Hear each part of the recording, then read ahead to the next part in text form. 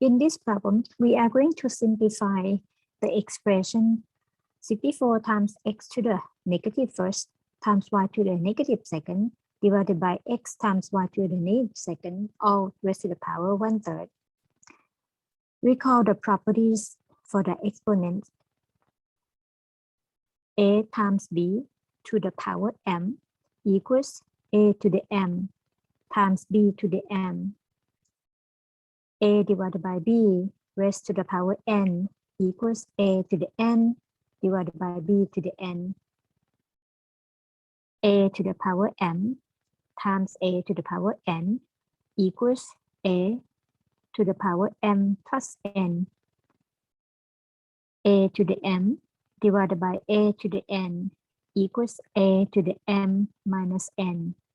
Another property, a to the power m all raised to the power n equals a to the power m times n. A lot of properties. For the expression that we have, let's take care of one thing at a time. Inside of the parentheses, let's break it down into the product of the number and the x quantity and the y quantity, all raised to the power 1/3.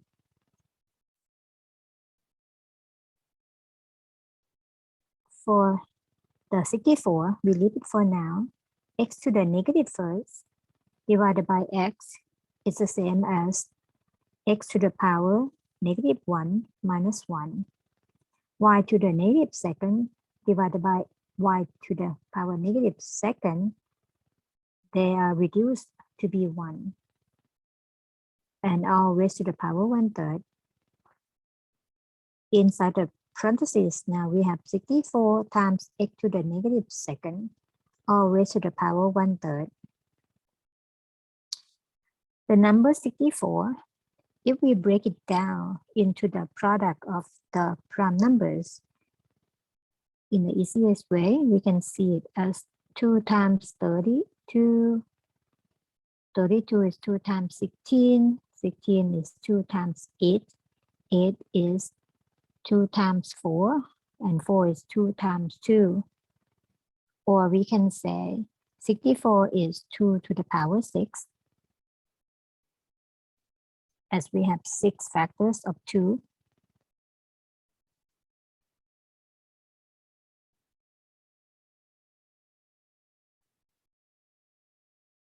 Now we can write it as 2 to the power 6 times x to the negative second, all raised to the 1/3. Next, we're going to use the property that the power outside and the power inside can be multiplied to each other. That means we have 2 to the power 6 times 1/3 and multiplied by the factor x to the negative second times 1/3. And then simplify the power to be 2 to the power second times x to the power negative 2/3. 2 to the power second is 4.